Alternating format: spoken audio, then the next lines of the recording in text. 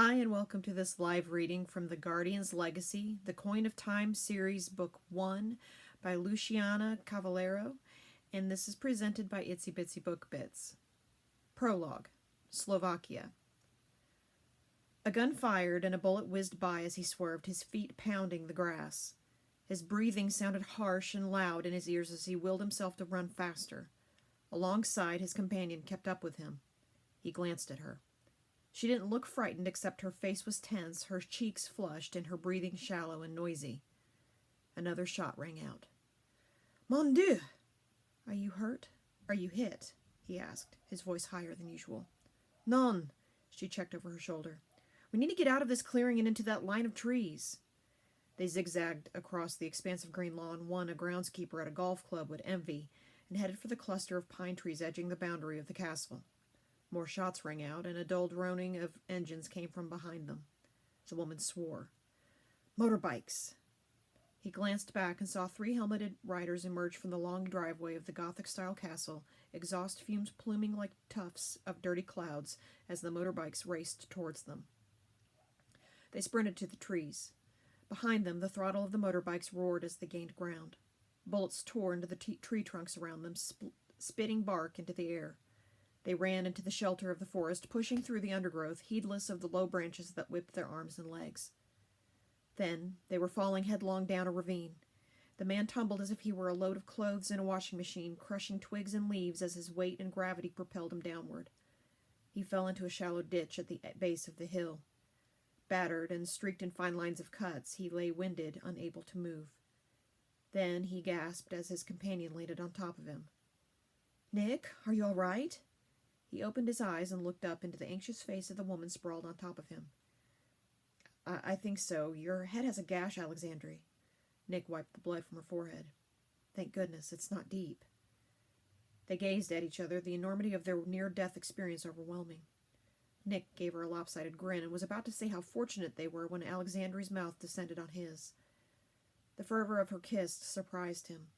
Nick responded to her passionate and hungry kiss, wrapping his arms around her. Alexandre broke the kiss, her pupils dilating. Nick reached to capture her mouth. This was nothing like they had shared before. It was as if his body had woken from a deep slumber and every pore tingled with anticipation. She covered his mouth with a hand. Listen, she said in an urgent whisper. Nick's ears strained, and then he heard. They never give up. We need to get out of here. Alexandre scrambled off him, and he bolted upright. Nick winced as he struggled to get up, his body aching from head to toe, his limbs refusing to obey his brain. She grabbed his hand and pulled him up. Use the coin, she urged. Are you sure? Yes, they're getting closer. Don't let go of my hand, Nick warned. The rumble of the motorbikes was almost on them. There were shouts in Slavic as their assailants drew closer. Quick, Nick!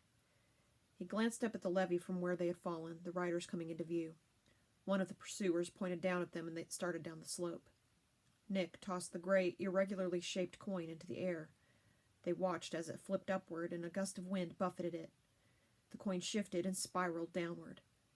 Nick caught the treasured coin and closed it tight in his fist. A sea of blackness swallowed him. A rush of wind blasted his body and threatened to wrench his limbs from their sockets. His lungs burned as they struggled to draw air. The wind plucked him into the air, and like the jet stream of a plane, it catapulted him into the void. He was engulfed in a soundless space and accelerating at breakneck speeds. Oomph! Nick fell flat on his face, his arms and legs spread like a 5-pointed star. Dazed, he lay there, not moving. He could feel the warm sun on his arms and head.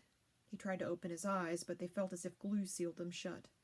And when he attempted to move his arms and legs, they resisted much like an immovable boulder. If he could shout, he would, but only managed to grunt instead. It's not every day one sees a man fall from the sky, said a gruff voice.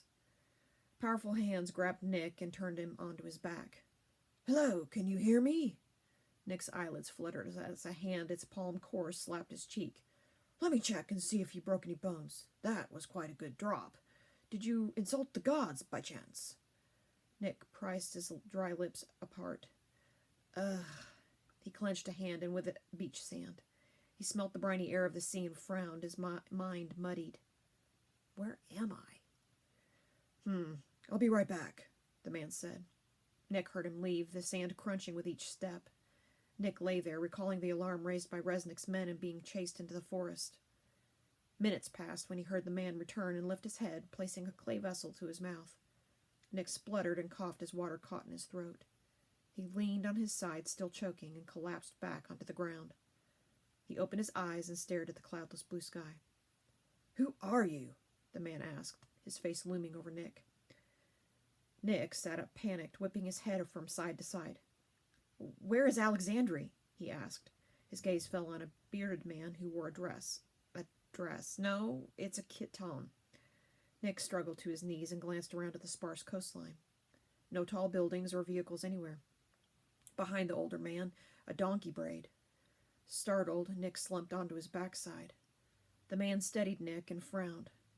"There is no one else here, just you and I." "Who the heck are you?"